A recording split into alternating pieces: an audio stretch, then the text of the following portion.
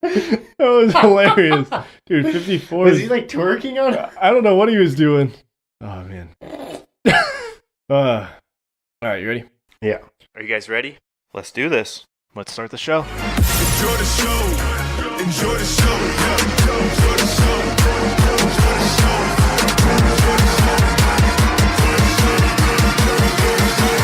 Lights, camera, action.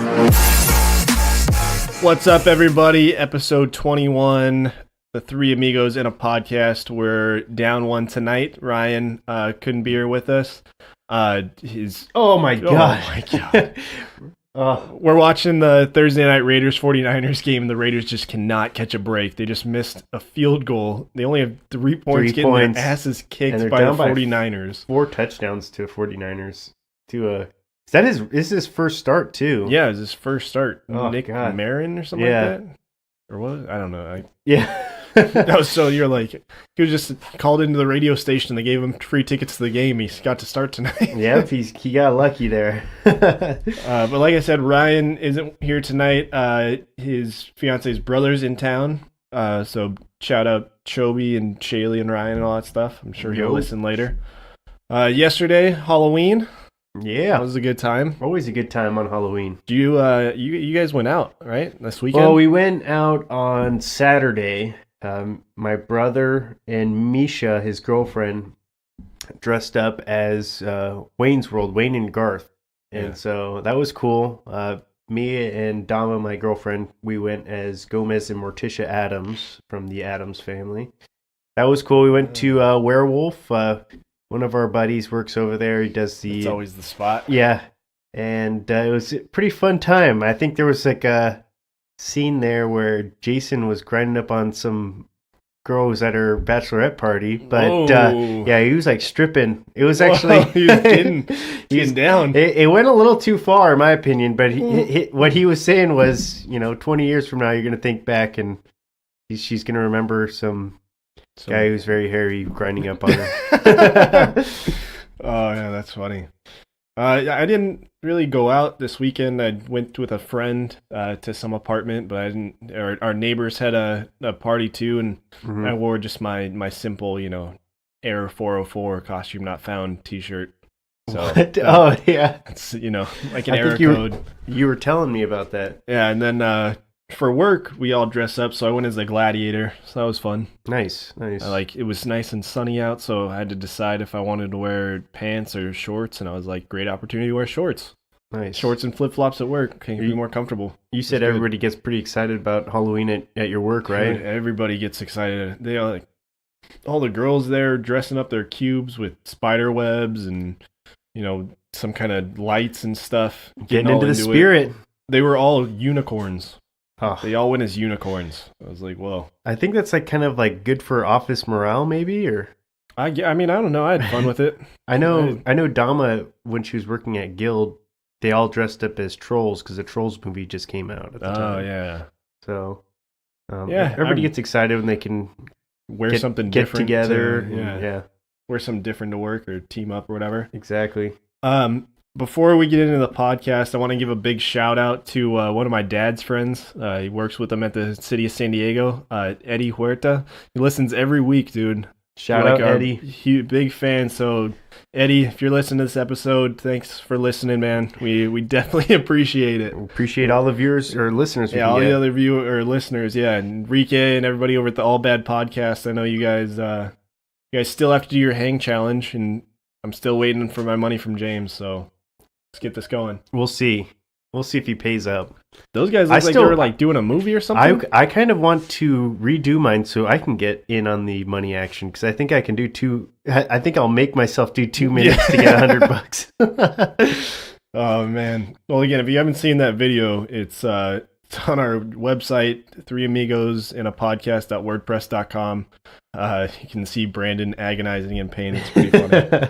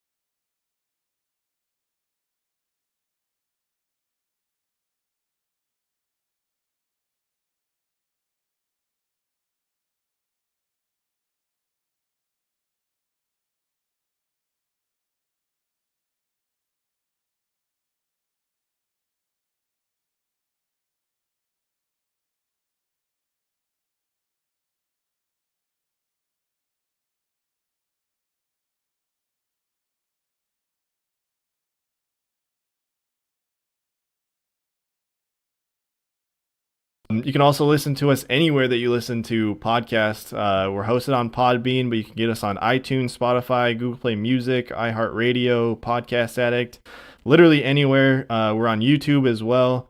But yeah, let's just get into it. NFL Week 8 was the last week for the trade deadline. Some big trades. Yeah, big trades. We had Demaryius Thomas going to the Texans for a 4th rounder. I thought that was kind of an interesting move. I know he is a pretty fat contract. He's got a fat contract. Yeah, Texans have been known to make bad moves with contracts. You look at Brock Osweiler. Well, I think they're desperate because they just lost Will Fuller for the season, so they were looking for a solid number 2. I don't think they're ready for Kiki Kuti to step into that number 2 role. Especially, he's not necessarily that guy who's going to stretch the field.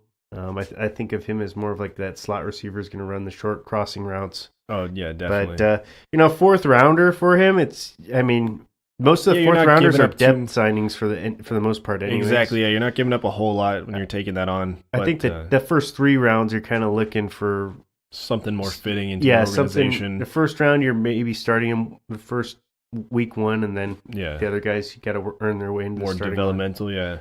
And then Golden Tate gets traded from the Lions to the Eagles for a 3rd rounder. Thought that was a good trade too. For me, I'm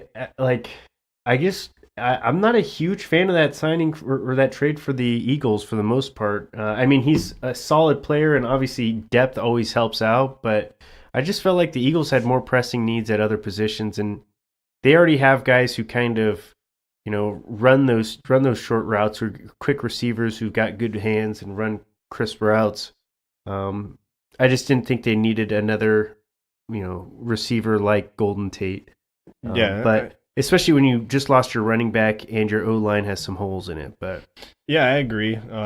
Like you said, it wasn't the move that they needed to make, but I think overall it was a fair trade for what they gave up for what they're getting. Golden Tate's a great receiver. Yeah. Take nothing away, and you're taking away from, I think we've had discussions before that the Lions have one of the best receiving corps, and they just gave up one of their best receivers. So. Yeah, I definitely agree. And then Ty Montgomery after that basically embarrassing display on Sunday. He gets traded to the Ravens for a 7th pick in the 2020 draft. So that was more or less just get out. Yeah, that was basically we want to cut you, but we don't want you to be a cap hit for us. So exactly. And then Terrell Pryor was signed by the Bills. I think that's an interesting move because we were talking Anderson. We were talking about it. Derek Anderson's injured this week. You got Peterman starting potentially. So Terrell Pryor is a good move, I think, or a good sign, just because he can play quarterback if you need him to. I think he should. That's how he came. Yeah, that's how he came into the league. Then he transitioned to wide receiver. But I agree. Just put him out there, run some wildcat, let him throw the ball. He's a mobile quarterback, and their O-line's got huge holes. Mm-hmm. So it works out perfectly. You need somebody who's going to, yeah. At least you can win maybe a game or two with him. I don't think with the other quarterbacks in their roster, they're winning another game this year. And I'm surprised they have a win, to be honest. I don't know how they won that game against the Vikings. I don't either, but it was interesting, too. I didn't know Terrell Pryor was such a hated guy. Is he? Yeah. I feel like he's really well liked, but maybe around the league he's not by the players? Yeah, by the players, like people that he plays on teams with, because he went from the Raiders to the... I think he went to the Browns, didn't he? Oh, yeah, it was the Browns. He spent a lot of time with the Browns. It was with the Browns, and then he went to... I forget who he went to after that. Yeah, he's been bouncing around for quite a bit. That preseason game or whatever, they almost got into a fight. There was like a shared practice. Mm-hmm. And beforehand, the coaching staff was saying, like, hey, no fighting, like, Terrell, no, don't go after him. Yeah. So I guess players were, like, headhunting for him. They wanted a piece of him because I guess he's a terrible teammate or something. I don't know. He's so athletic. He is. He's immensely talented. Yeah. Then the Jaguars trade away their defensive end, Dante Fowler, to the Rams. That was, I think, the most interesting move in my opinion. Don't you think? I think so too, because the Jaguars aren't that far off. I mean, obviously they need to fix up their offense a little bit, but that defense is stacked. And I think it's way stacked. Yeah. If you get somebody that can throw the ball farther than 7 yards, that team's looking really good. Blake Bortles obviously is garbage, but it's just if you get a better quarterback, and just the fact that the Rams know that they need to, or they don't need to bulk up that defense. but they need something to kind of give their corners a little bit less time on the ball. I think just that was a depth signing. They already have great pass rushers, and maybe you have guys you can rotate in and out, so that way you keep them fresher. We know their offense gets up and down the field quickly, so whenever that happens, you're putting a lot of stress on your defense. But especially the pass rushers that are coming in every play. So and then the Packers traded away Clinton-Dix to the Redskins. That was another interesting move. He's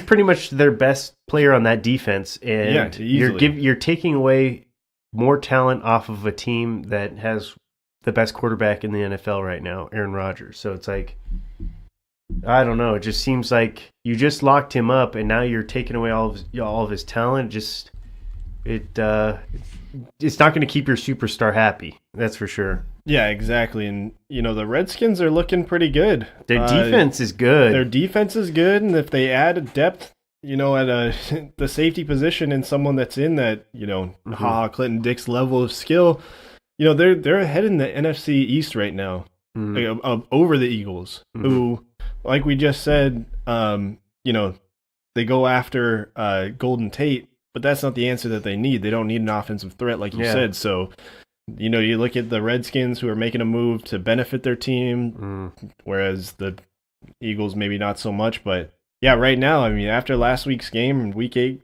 the Redskins look good. They could keep moving. I think so. Aside from their stinker against the Saints, they've pretty much played really good ball all season. And Adrian Peterson somehow found the fountain of youth, and he's putting up a very productive season for them. And they've done a good job, I feel like, spelling him with Chris Thompson and that team. They have, I think of him as the most prototypical game manager in Alex Smith. Yeah. When I think of game manager, he's pretty much the first player that comes to mind. Exactly. And so, fourth and inches for the Raiders right now. This is huge. They got to get it. QB sneak, Carr up the middle, barely made it. That's like a generosity move right there, I think like their Spotnum looks a little short, but yeah.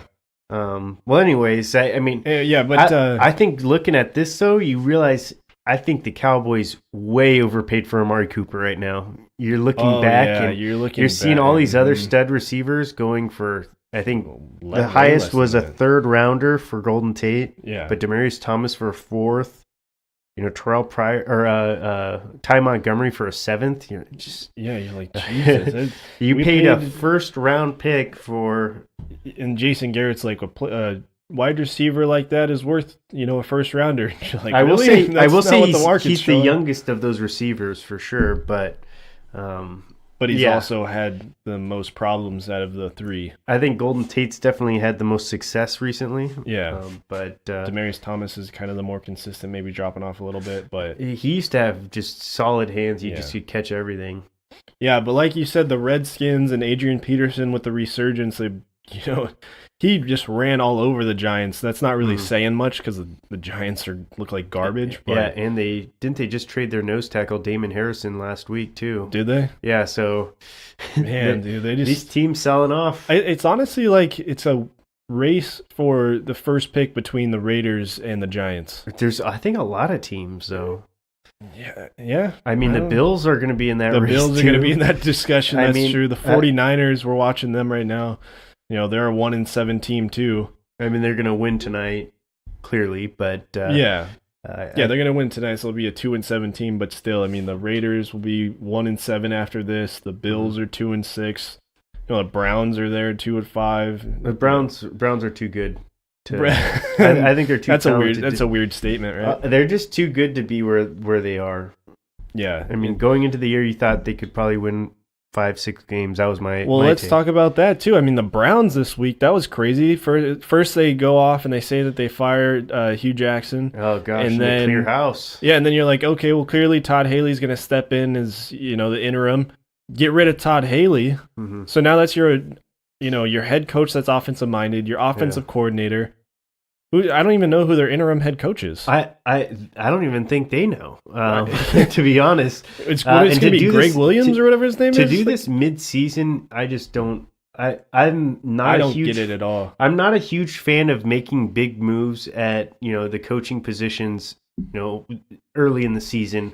Well, I know not this is only a that, little but later in the this is- season. You could have done this week 15. I probably wouldn't have had as much of Yeah. an issue, but But this is your best starting record in 3 seasons. it is. And he And should you have get been rid of him? Like, he should have been gone. If you're going to fire him for going 2-5 at any point, Mhm. why don't you fire him going 0-16? Yeah, Or well, they 1-15, you know what They I mean? should Like, have done it there's before the season started. so many, Yeah. many times that they could have gotten rid of him. I think it's just such a Browns move to get rid of him now. Uh-huh. But yeah, it'll be interesting to see who's going to be running that team over there. I mean, yeah. I don't know. It sucks because Baker Mayfield is such a talent, Yeah. and you'd hate to see him go through all these changes and try to learn a new offense, not get along with so-and-so, be confused out there. Like, it's not good for a young player, especially somebody that's so talented like that. Well, did you see that remark that Baker Mayfield came out with? It kind of was not a huge fan of him coming out and saying this, but he thought that Pat Mahomes should have been the number 1 pick in that year's draft over Myles Garrett, his own teammate. Yeah, that's interesting. I don't know. Yeah, I mean, that's just not. Yeah, it's different if you say it and it's just a statement and it Yeah. doesn't affect anybody. But when it's somebody that's on your own team, Exactly. that makes it Like way if you're worse. tipping the hat, you're like, all right, we're playing them this week. They're a really good team, and Yeah, But if he's the number 1 overall pick is on your team, to be like, yeah, he's way better than that guy. yeah, I your think he's own way team- more valuable. He's way more valuable just- to your organization than this guy's to ours. It's like, you don't say that. I just think it's better to just stay quiet, stay out of the media, and just give credit where credit's due, but don't overdo it like Oh, that. yeah. And that was what he did. So Yeah. But getting back into football, or the Week 8 recap, Mhm. Thursday night we had that Texans playing the Dolphins. Deshaun Watson threw 5 touchdowns, man. That was jeez, ridiculous. That was a huge display. That was crazy. I couldn't that believe was I mean that was shades of last year, Mhm. certainly. And if anyone started on their fantasy roster, I know they're loving him right now. it. Yeah, and then DeAndre Hopkins had that amazing catch that was ruled not a catch Oh. at the end. It was like offensive pass interference, and He might be my favorite receiver to watch play. oh yeah, definitely. And after the game, when they asked him about it, he goes, "If you look," he goes, "I watched the tape a lot of times, and I'm an honest person." He goes, "There's a lot of hand checking back and forth. I didn't look like I pushed off of him." And he goes, "Somebody, I don't know who, but somebody owes me an apology because that was the greatest catch I ever made in my life." It was like, Jeez. it Well, was so funny. It was just like, he was like, I mean, "Man, it's like I deserve that catch, and you took it away. You took it away from me." But the other crazy thing was that the only touchdown that was thrown by the Dolphins that night was by Danny Amendola, which That's pretty sad. and Brock Osweiler, man, and another. The That Texans made a bad move, then they made the right move by getting rid of him. God, that man just Just trash. he just the biggest hustle in the NFL He NFL is. history right Yeah. now. He had that one solid year, and that was because he was on the strength of a really good defense. Yeah, By far the best defense we've seen in a long time. yeah, And the Broncos that year pretty much carried them, and a limping Peyton Manning at the time. yeah, Like, all the way to a Super Bowl win. yeah. I don't know, But, but yeah, I mean, the only thing that I have a problem with this game, right? It's 5 touchdowns. It was a high-scoring game. You know, it's like 50 whatever to 30 something. Super high-scoring game. We've seen a lot of high-scoring games in the NFL, and dude, I'm starting to get annoyed, man. I'm not gonna lie. I Like, just don't like the high scores. I don't either. like the high scores. Basketball's getting ridiculous. Yep. Like Golden State the other night, they scored 140 something points. Yeah. Like, are you serious?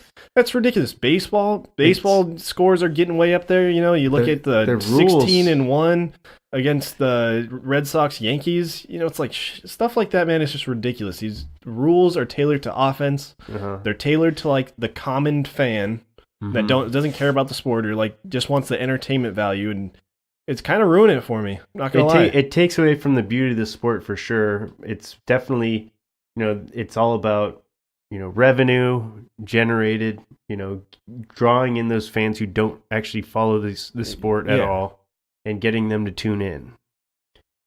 Yeah, because I don't really watch basketball, but Mhm. when I saw, Klay Thompson he set that 14. record for the most threes, Yeah, which was jeez. exciting.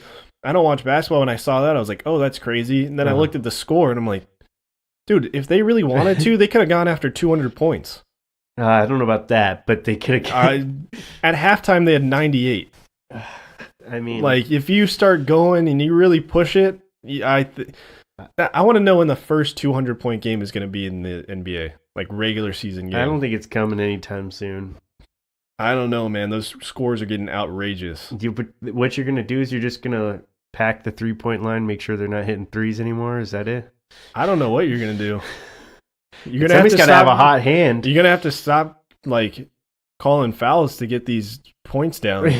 The fouls are what's ridiculous. Is they blow the whistle if you breathe on these guys nowadays, and they don't let them play defense. But that's why, the scores get so high. Let's get back up to. All right, we'll get back into it. Sorry, that's a little Dean rant right there. Packers and the Rams. The Rams stayed undefeated. As we said, Ty Montgomery got the boot at a Green Bay after he was told not to run out of the end zone, and he runs out and fumbles it. Did you see that live? Yeah. Oh, that was unfortunate to watch because, you have Aaron Rodgers on the other side. Mm-hmm. Not saying that he's going to lead the charge, but if he would have gotten that ball back, it would have been a little under a minute. He's going to get it done. That's a doable drive for him to at least give them a chance. I think he would have gotten it done. And, well, it's neither here nor there whether they've got it done or not, but it would have been exciting to see him try to do it. No, I'm saying he would have for sure done it. I mean, that's just how he is. He's just one of those guys. If he's got the ball in his hands, he's gonna find a way to beat you. And it's just the fact that it's like you can't make mistakes like that. You have to get the ball into his hands. Yeah, you have to give yourself a shot. And just the fact that Ty Montgomery took it upon himself. You were saying that he's done this in the past, like in college. I had done a little bit of research after I saw this, and apparently, like, one of his own teammates had to tackle him in the end zone back in college to make sure that he didn't return the ball. Yeah. I mean, that makes sense why after that you get the boot. You're done. If you're just not going to listen to your head coach who's pulling the strings. Well, not only that, but if you're not going to mentally, like, be a team player to that say, too. What my chances of returning this kick to the end zone to win the game are slim to none. Mm-hmm. If I'm in the end zone, selfish. Why don't I just take a knee? That's the best option I'm going to give my team. And you save us time on the clock. Exactly. Those are seconds that you're wasting that your quarterback could be operating with. So, and if anything, let's say they do get a quick score, that you don't want to have, time on the clock for the other team. But, I mean, in this circumstance, it wasn't relevant, but still. Yeah, so, Rams stayed undefeated. I thought it was a really good game, though, overall. Oh, yeah. I mean... Yeah, and then, I have Todd Gurley on my fantasy team. I wasn't really upset at it just because how can you be upset at a guy that scores you 30-plus points? But he had that brilliant football move of going down inbounds before scoring the touchdown. Technically, the Packers still would have had a chance to at least tie the game because if he scores they're up by 8, right? And they could have gone a touchdown, 2-point conversion to tie it. But... I just think certainly I think what a lot of people were upset about was, I guess, the odds, the money line, where that's where it really screwed people over. That's where it screwed people over, the money line. That's the bigger deal. I think some of the fantasy owners are being definitely greedy on that, but... It messed up the money line, and then it messed up the spread. That was pretty funny, but yeah. And then you had the 49ers and the Cardinals, with the 49ers winning that game. So that was their first win. Mm-hmm. And Byron Leftwich overtook that head coach job for the Cardinals from Mike McCoy. The one stat of this game that I thought was so sad. We could throw the Cardinals in that mix of teams that compete for number one. That's very true, yeah. But the stat that was so sad about this game was, so the Cardinals scored 18 points in that game. That's the second highest amount of points they've scored this season. And we're talking about a time and era where scoring's off the charts, where the average between both teams are close to 60 every week. Mm-hmm. And you score 18 is your second most amount of points. That's ridiculous. And then another week in the NFL of records being set. Adam Vinatieri sets the record for most career points. That was pretty exciting. Mm-hmm. The Colts won over the Raiders. Obviously, that's a pretty easy cakewalk. Then the Steelers played the Browns. Again, another guy on my fantasy team that's just killing it. Dude, we talked about it earlier, but how great are twist off bottles?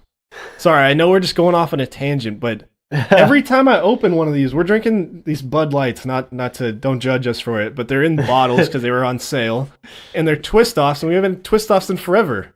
We were going for affordability, and we were just curious, why don't more beer companies do that? So if you do have the answer to that, feel free to shoot it over to our Twitter account. Yeah. We'd love to know. At the number 3 Amigos _ and a pod, just in case you're not already following us. But yeah, they're great, man. You can crack open a million of these. Oh yeah. And just keep drinking. Well, isn't that what beer companies should want? You to keep drinking their stuff. That's what I think. You want it to be easier. Yeah. Not harder. But back to James Conner is absolutely killing it for me in fantasy. Oh my goodness, another. He may not huge relinquish week. that role to Le'Veon Bell. Like if Le'Veon Bell comes back, which it sounds like he pretty much has to, unless he wants to walk away from an entire year's worth of salary. Yeah. Enrique, I know you listen to our podcast a little bit, so if you're this deep into it, Ryan dropped Le'Veon Bell on the waivers, so I went after him, but I didn't know that it was like a 2-claim league. So like you get waivers from Sunday to Wednesday, and then you have to pick them up Wednesday to Saturday. So it's not going to go through till Saturday. So it keeps people from, when you drop a player, everyone has a chance to grab them if they're paying attention. Yeah, but that kind of sucked because I wanted him as my handcuff. Well, we'll see who grabbed him. I don't think he's available yet, right? Until Saturday. No, he's available now to claim. I put a claim in. You put the claim in, but you have I have until Saturday to know if it went through or not. And I think I'm ahead. I might be ahead of Enrique on the waiver claim. So if he puts it in and gets him before I do, I know that he cheated, and I'm coming after you. Well, I mean, I'm lower in the standings than you, so if I really wanted him, well, fuck you. I'm in bye week hell, so actually Dean's in good luck right now. But that win, the Steelers win over the Browns was huge, though, because that last week was the week that there was that shooting at the Tree of Life synagogue. Oh, God. That was incredibly sad. It just makes me sick that there's people like that out there.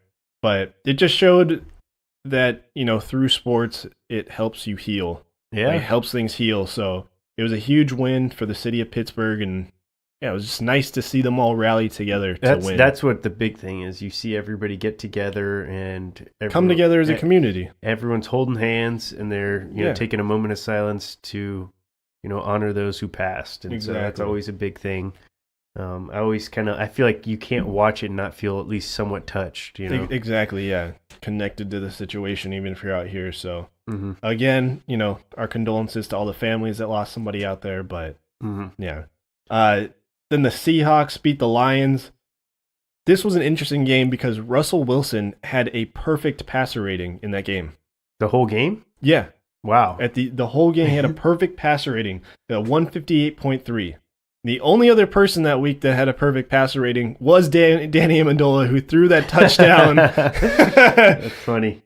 But yeah, I thought that was, a Seahawks team that has kind of gone downhill. They've made the wrong signings. They've lost a lot of people. That the Legion of Boom is completely gone. Yeah. And, just the fact that Russell Wilson's out there giving you hope. What more could you ask for from a guy like that? Then the Bengals beat the Buccaneers. Jameis Winston gets the boot after throwing 4 picks. Ryan Fitzmagic gets back out there. I mean, makes it a game, didn't he? Yeah. I know we had that fantasy reality question in week 3 of if he's going to be the one that starts the whole season. And, none of us could have predicted that he was going to go, then sit, then come back out. But I think he has full reign over that team now. I mean, Jameis Winston, his stock is at an all-time low right now. So hopefully he can get it back together. But I mean, I don't think I'm giving him another chance this season. I wouldn't either, unless Fitzpatrick just totally starts tanking it too. But who knows? I don't see that happening to him. I mean, pressure's way off him now. Certainly, I think before there was still that lingering pressure of, well, if you start messing up, Jameis Winston's going to come back and steal his job. Back, exactly. And that's kind of gone. And then the Sunday night football game, we had the Saints getting that victory over the Vikings, but Man, your boy Adam Thielen, another week, 100 yards. One more, and then he has the record to himself, I think, right? Is that what it is? He's tied with Calvin Johnson for most 100-yard games. That's right. Did you see Calvin Johnson put out that tweet after that game? Oh, God. He tweeted out, he's like, I'm coming back. Calvin Johnson's my favorite receiver of all time. Just too soon, man. He retired too soon. I don't know why. He weighed. I know why he did. Why? There's just too much pressure on him playing for the Lions. Yeah. I mean, you play for a team that's had so much misery. It's just I kind of felt bad for him, but I loved watching that dude play. Yeah. He was like, that was when I would get excited to watch football. I was watching Calvin Johnson like go up for those big monster catches, pull them down, and he would have been perfect in this day and age too, because you can't really defenseless receiver and all that kind of stuff, and he was a big body, could go up and get everything. So yeah. And then Monday Night Football, wrapping up Week 8, we had the Patriots and the Bills. I felt like that game, everyone's talking about how the Bills kept the Patriots out of the end zone for 2 and whatever quarters, and they played great defense, blah, blah, blah. Honestly, it was another situation of, I felt like the NFL trying to control a game to be like, hey, don't run away with this. I honestly felt like that, because the Patriots, if they wanted to, they would have scored 50 whatever points that they wanted on the Bills. I think what it was is they secretly really wanted me to lose in fantasy and have Gostkowski kick all those field goals. That's what it was. He destroyed me with those 14 points. Man, that's ridiculous. But the Patriots got a defensive touchdown in that game, and that's their first in 40 games. That's a long time. That's a long time. Well, when you think about the Patriots, you always think of a well-balanced team. Mm-hmm. But I guess they're more of a bend-don't-break type defense, where they give up the field goals, they give up yardage, but they keep you out of the end zone. Well, that's why I was so, surprised really that Matt Patricia was such a sought-after head coach, because he was running that defense over in New England, and for a little bit they were like a Swiss cheese defense. Everybody could just do whatever they want. They could run on them, pass on them, but they didn't give up points. So I guess that's like what you're saying. They're not a bend-don't-break type team. Yeah, I don't know.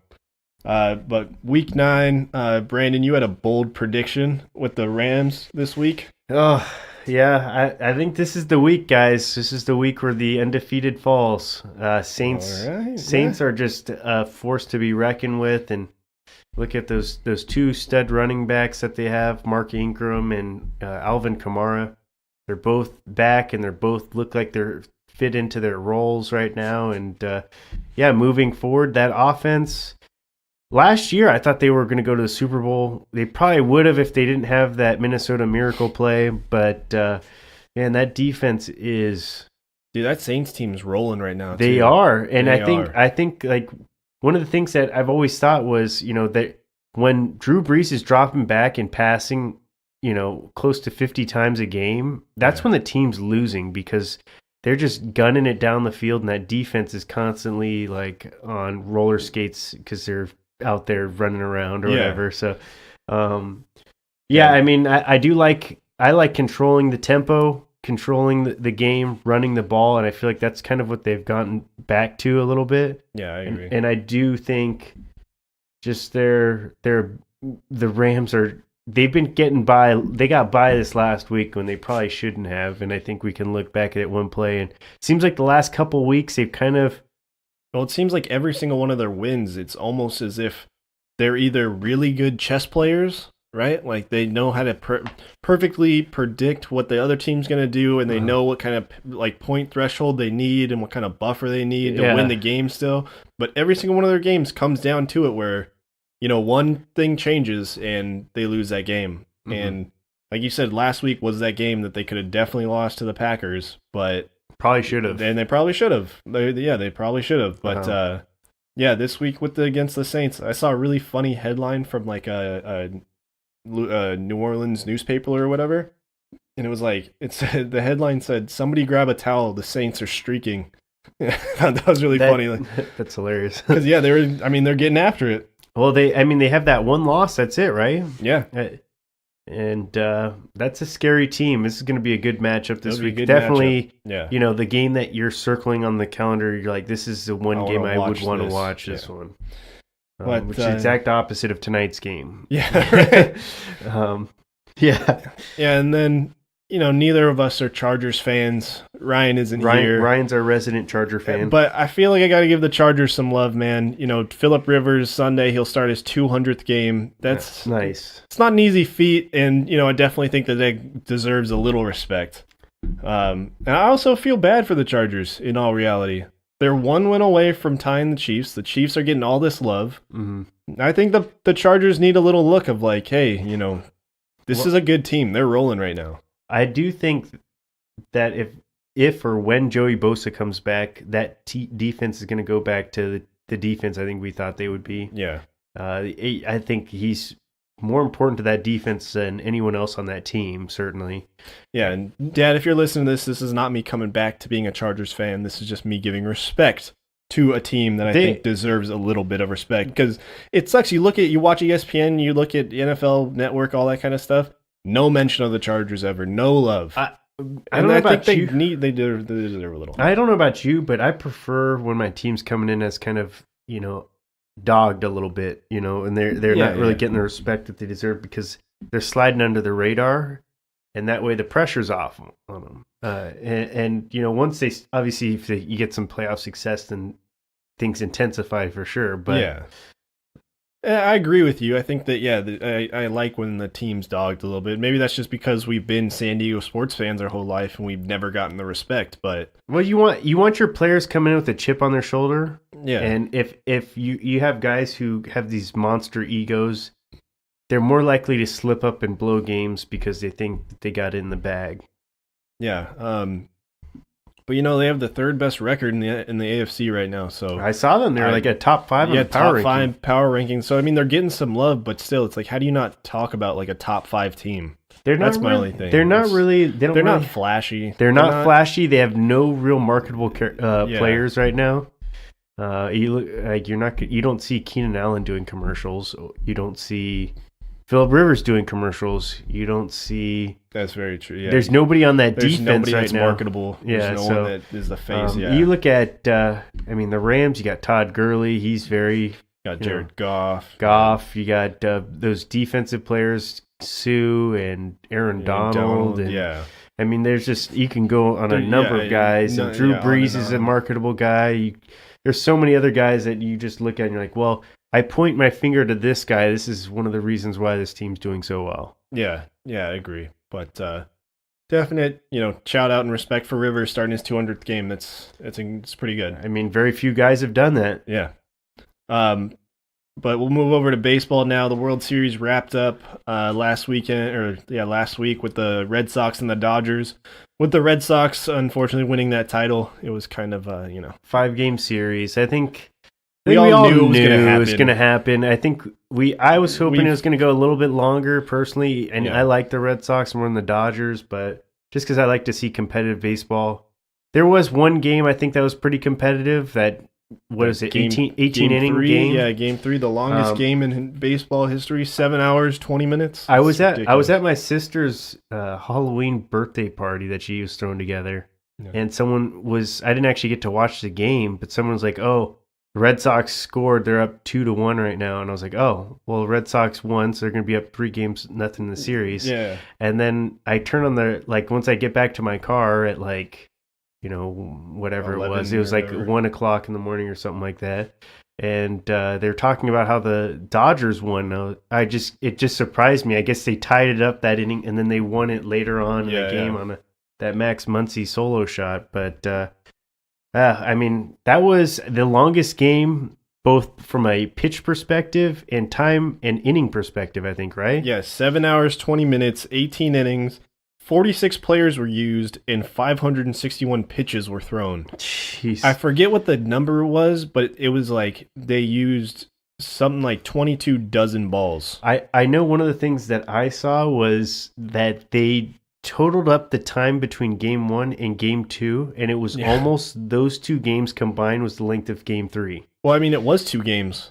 18 innings. 18 innings, games. But from a time perspective, it was almost those 2. Oh, yeah. Because, once you get into extras, everybody's gunning for the solo shot to win it. So it kind of moves a little bit faster, 3 up, 3 down. Yeah, exactly. Kinda, But, it was crazy, man. It was, but like we said, Red Sox winning the World Series. Game 5 was it? David Price started it off. First pitch, home run, David Freese. I thought it was like but the Red Sox are already a 2-run cushion at that point, though. Right? No. This is Game 5. The start of Game 5. David Price's first pitch of that game. He hit it. It was a leadoff home run, and yeah, it was pretty crazy. He knows how to show up when the games matter.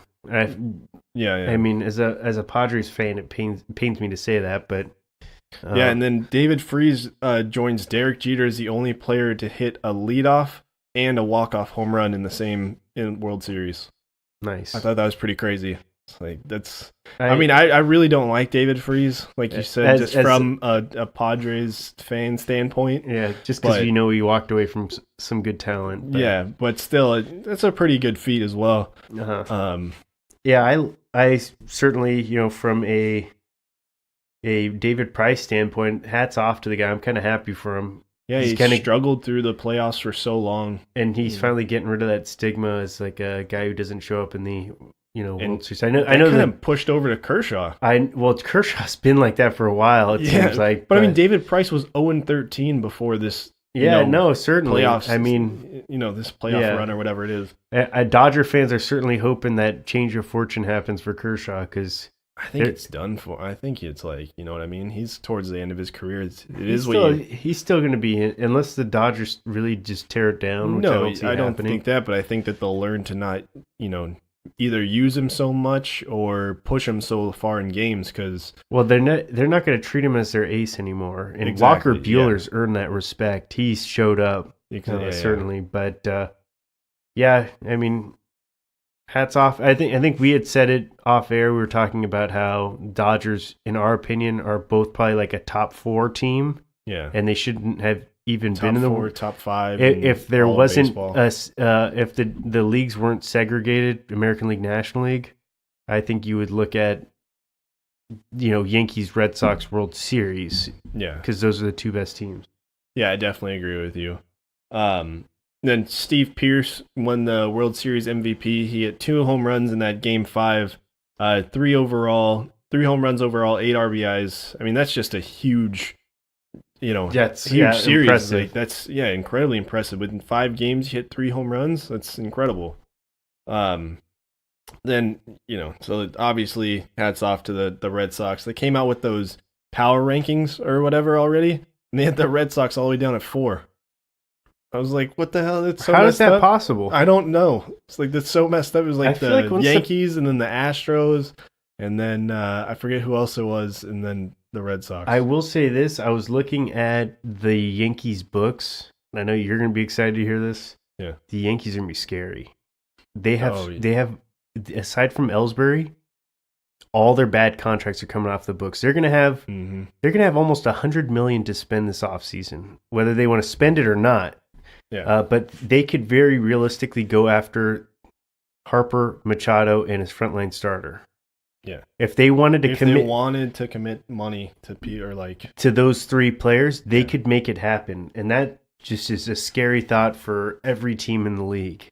I'm not sure if they're going to be willing to spend that, but they're young players, and so it wouldn't be the worst signing ever. Yeah, I mean, in my own opinion, I definitely don't want them going after Machado. God, I cannot stand that guy. I'm not a Machado especially fan. After this World Series. I know. It really changed my opinion of the man. Totally. I mean, I wasn't like a huge fan of him going into the year. I mean, he's a talent. There's no doubt. I never watched him play. He was just always on the Orioles. I'd see him, a couple times when I'd watch a Yankee game or whatever, and it was a good talent. But he was always the guy I felt like they compared my boy Nolan Arenado to. He's a great defender. Both of them are fucking douchebags. But not Nolan Arenado. Dude, I've seen Nolan Arenado cry in the dugout. He's my boy, dude. He's your boy? You don't talk about my boy like that. Your boy's a bitch. No, he's not. Your boy's a bitch. No, he's not. Don't hurt his feelings. Hey, you don't say that. You don't say that. No, I agree. Yeah, they always compare those 2 together. And I think it's a bad comparison. I think Arenado's glove, man, that guy's Arenado's glove is just phenomenal, and I think Machado has a better bat. But from an average perspective, they both hit a lot of home runs, even though he's in Coors Arenado. But yeah, that was I mean, you saw him step on the guy's the back of his ankle, or his heel or whatever, his Achilles, basically, twice. It's like it's blatant. Yeah, it was blatant. It wasn't like, I didn't know what I was doing. He picked his toe up and To me, it's like baseball's not a contact sport. You're not supposed to do something. It's built on, like, I feel like respect for the most part. Exactly, You're like, all right, if I strike you out, tip the hat, you're like, all right, well, you got me. Cool. I'm going to get you next time. Yeah. Something like that. But, when you're playing dirty like that, you want to hurt somebody intentionally. It's just speaks to your character. And he's one of those guys who's already got question marks about his character, about, like, not hustling out plays. And I want that guy who, if he's going to get that $300-400 million contract like he wants, I want him to be a hustler. And I get he's got to bust his ass every play. Well, I understand why he's saying, like, I don't run every play out to first base and all this other stuff, because he did blow his knee out running down to first base. So, I understand, but that's a different approach if you say, oh yeah, like, I'd love to hustle it out, but I get flashbacks. Or, my knee doesn't feel like 100% when I try to run down. Something like that. You can make it an excuse. Don't say blatantly, sometimes I just don't like to. Yeah. That's just not who I am. It's especially if you're trying to get one of the largest contracts in baseball history. Yeah. Yeah, I don't know. Speaking of contracts, too, the A's reached a deal with Billy Beane. The man. Yeah. The man, the myth, the legend. Moneyball. Moneyball. The whole reason why the A's won that. That team's fun to watch. This year, too, he's just kind of... I know you're a Yankees fan, but I was really pulling for the A's that game, and they got smoked by the Yankees. But, God. I remember you were like, well, you don't know what's going to happen. Yeah. I'm pretty sure I do. Well, it makes more sense now. Well, the A's they've got good bats. Their pitching's definitely nowhere near where it needs to be, but, man, Billy Beane deserves a statue made of him. Because that dude has passed up some great opportunities to stick with this small market franchise like the Oakland A's, and he's still in pursuit of that World Series ring that he still does not have. And loyalty, especially in today's day and age, it's undervalued. And hats off to Billy Beane, and good for him that he's going to be the new EVP of baseball operations, right? Yeah. And speaking of other people that should get statues made out of them and stuff like that, the 49ers, what's his name? That does Terrell Owens? No, the McCovey Cove was named after. He passed away recently. You said 49ers. You mean Giants. My bad. I was thinking San Francisco. He passed away, yeah. Yeah, he passed away, so that was, sad, but it's always good to see, like, guys that are involved in the organization get some kind of respect like that. Like, Willie McCovey did with the McCovey Cove, and, Billy Beane, I'm sure when he passes on, they got to do something for him. The Padres even, they do the whole, Tony Gwynn Park and Tony Gwynn Boulevard, the Hoffman Street or whatever. Too, and paying respect to players who've done a lot for an organization. And one of the things that I really like about, when the Padres play at San Francisco is I always think it's cool when, there's that lefty who yanks it out of the park and hits into McCovey Cove. Yeah, exactly. And to have like an area named after it's always kind of cool. Yeah. Like, this is like a really niche park, the history's ingrained into the ballpark. Exactly, yeah. Yeah, and then the Padres, they have the statues now of Gwynn and Hoffman. Mm-hmm. I think that's super cool that they do too. So I definitely, I agree. Billy Beane deserves something. He was I believe he was a San Diego guy. I think it's a different Billy Beane. Yeah, I always thought it was too. Yeah, but Ryan was saying his mom went to like middle school with him or something like that. So was he? Well, I don't know if it's the same one. There's a different Billy Beane who was working in one of the front offices, but it's a different one. And and he actually came out as homosexual like a couple of years ago. And it was kind of a big deal. And I really thought it was this Billy Beane, but it wasn't. I had to do a little bit of research. Why would that have changed your opinion of him? No, because I No, thought he had I'm some. I thought he had some Padre roots, and that was one of Yeah. those things. And I don't. It's a different Billy Bean. So maybe this Billy Bean and the other Billy Bean for sure were, but this is a different Billy Bean. Oh, okay. Yeah, there's one without an E and one with an E at the end of Bean. Gotcha. So Yeah, I don't know which one it was, but I remember when we watched Moneyball, Ryan was saying something about his mom went to school or whatever, but it could have been the other one. I don't think know. it's probably the other one, but Yeah, but speaking of the Padres and how they respect their past players and stuff like that, they also went through some changes within their organization. They moved up Damian Easley. He was an old Padre, right? yeah. And then so he's now the assistant hitting coach, and then the Padres promoted their old assistant hitting coach, Johnny Washington, to the head hitting coach. So I think that's a good move, and you always see these guys that were more of the utility players, like you were saying, they kind of understand the game better and more in depth. Those are the guys who necessarily didn't have the best talent, but worked their ass off to get to the bigs, and maybe didn't have the blazing success that some of the guys who are just born with God-given talent. And those are the ones that generally do the best. I mean, you look it's more like they understand the fundamentals of the game. They understand the fundamentals of swinging the bat and what to look for.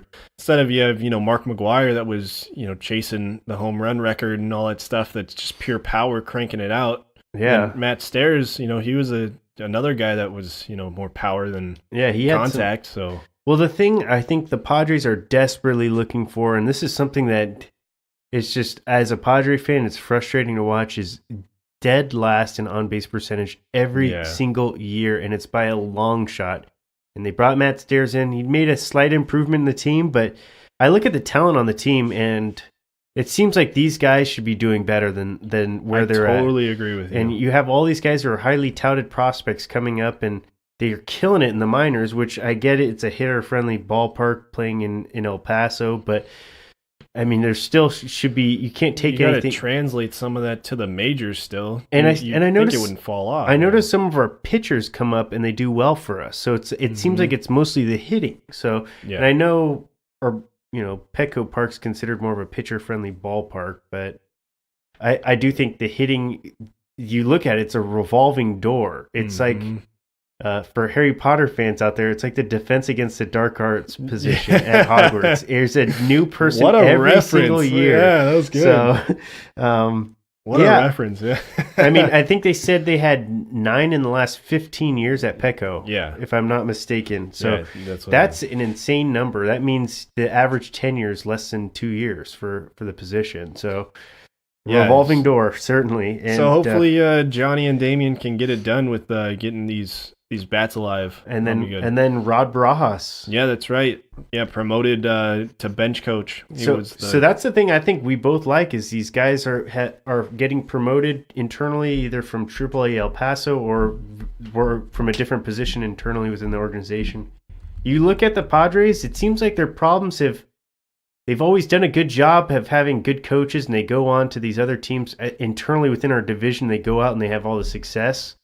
And it's kind of frustrating to watch because we're stuck in the mud, it seems like, and we're still in last place every single year, and it's very frustrating for fans who have been faithful to this team. And that the ownership has shown some commitments to spending.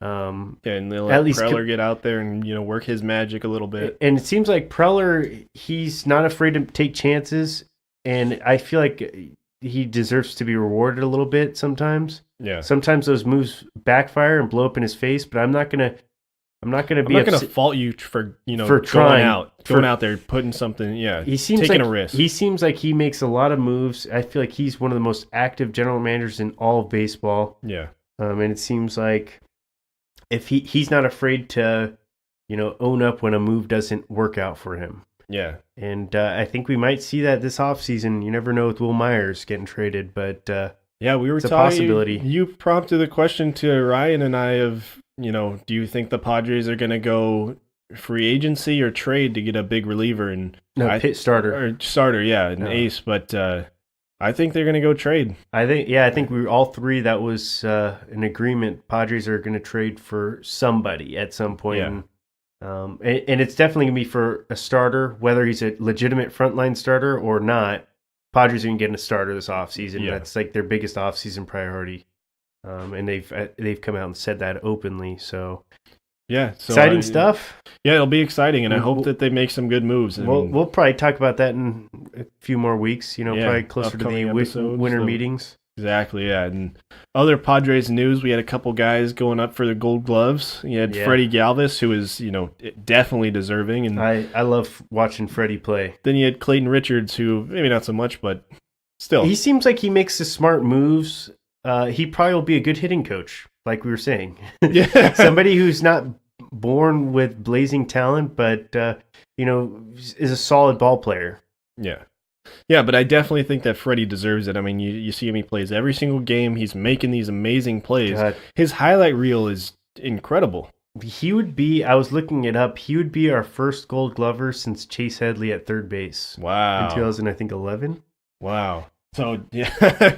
So we need this. Just give it to us. Come on, please. Give us something. Honestly, I'm looking though, and, it's like Brandon Crawford's one of the guys, and trying to think of who the other guy is, but Crawford's kind of his main competition, and Crawford won it last year. I really think Freddie deserves it. Yeah. And I know I'm coming across as biased because I'm a Padres fan, but just watching him play every single week, it just seemed like he was always making the highlight play, and he was always making the smart move.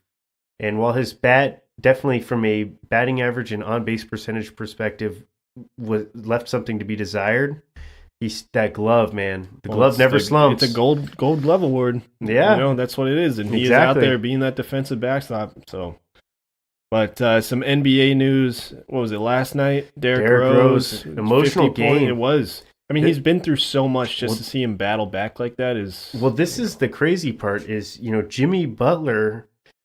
This is the game Jimmy Butler sat out because he's kind of protesting the Timberwolves, how they're addressing his whole situation. Yeah. And so he goes in, 50-point game against one of the best defensive teams in basketball, the Utah Jazz.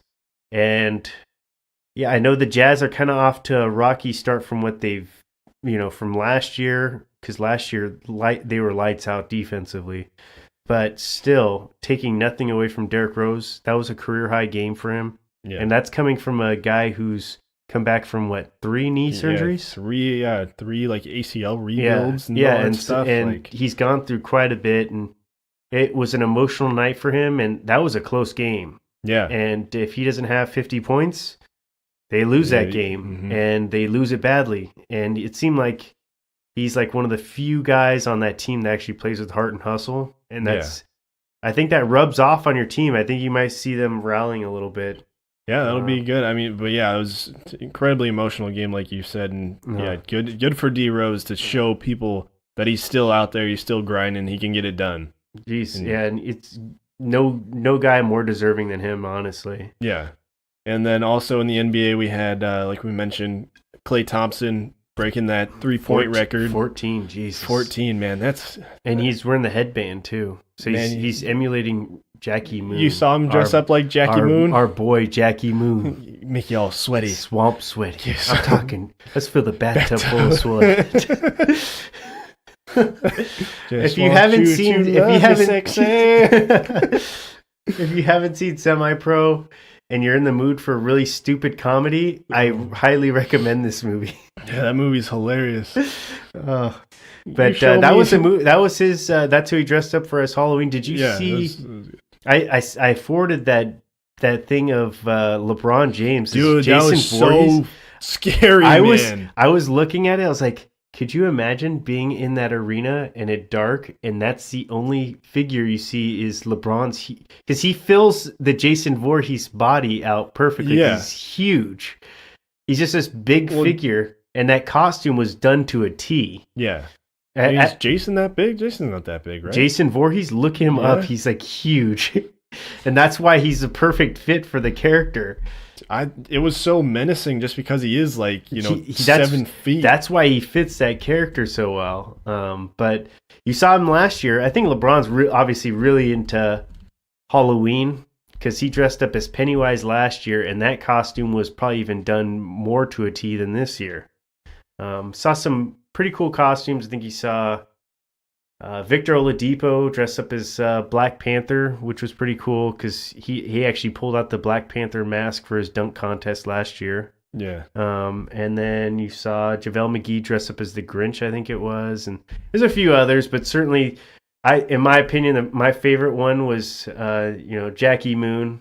Jackie Moon was so great. And then runner up would be that menacing Jason Voorhees LeBron James costume. Yeah, dude, I just looked it up. He was supposed to be 6'5". Who? Jason Voorhees. Yeah. So yeah, I guess that makes sense. He's like a monster. Yeah, I don't like scary movies at all, so I don't watch any of those. So I don't know if they're supposed to be big or tall or whatever. I thought they would just be like a regular 5'10", 6 foot person. Nah, he's some giant. He's a big boy. He's kind of big and stupid. Wait, so is Jason Voorhees and Mike Myers the same? They're different people. Different? Yeah. It said Mike Myers is 6'8". Michael Myers is from Halloween, and Jason Voorhees is from Friday the 13th. Ah. And then Freddy Krueger is, one wears a hockey mask. That's Jason. And Michael Myers wears like this weird mask. Yeah, the face thing. The face mask. Oh, okay. The more you know. Now you're caught up on your horror movies now that Halloween's over. Yeah. Well, Brandon, why don't you give us our stat of the day? Stat of the day, stat of the day, dabba-doo-ba-doo, stat of the day, dat of the day. Here comes that what? Stat of the day. Bop. You were teasing it a little bit. I know. I don't know if I want to give this one. I don't know if it's real or valid.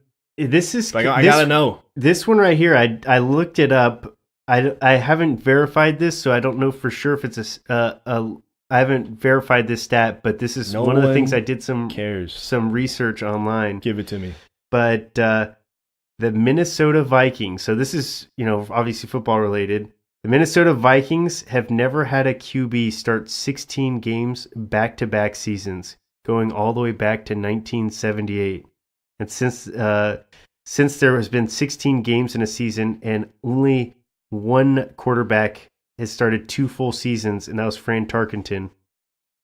What? And that was back when those were 14-game seasons. What? Yeah, that's what? That makes no sense. Well, you think about it; these other guys they either have an injury that'll pull them out, or there's just their quarterback situation's just been so Yeah, but we're over here talking about Phillip Rivers starting his 200 straight consecutive games. I know. What I mean? So that's 14 seasons worth or whatever it is. He's only missed I think one game, right? And that's what I'm like. And that was a rest game because they had already clinched their seed at that time, I think, right?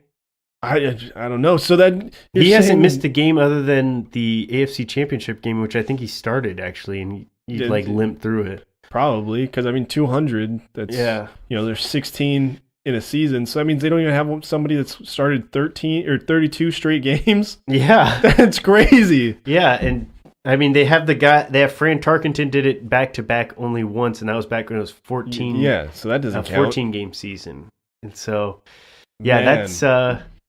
You talk about how important a quarterback position is, and you look at a team like the Minnesota Vikings who've had really good rosters on their team over the years, but have never won a Super Bowl.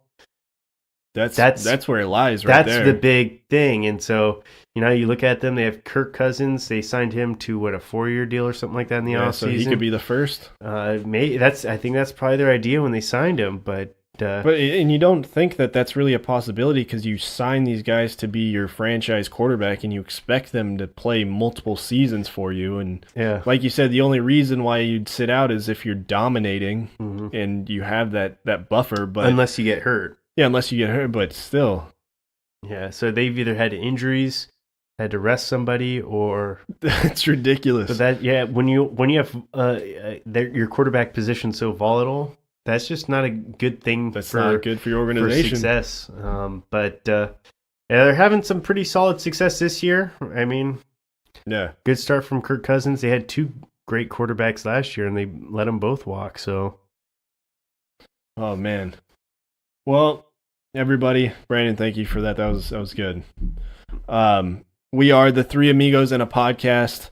Obviously, 2 Amigos tonight since Ryan's out, but you can listen to us literally anywhere you listen to podcasts. We're on iTunes, Podbean, Spotify, YouTube, anywhere you want to listen to us, you can find us.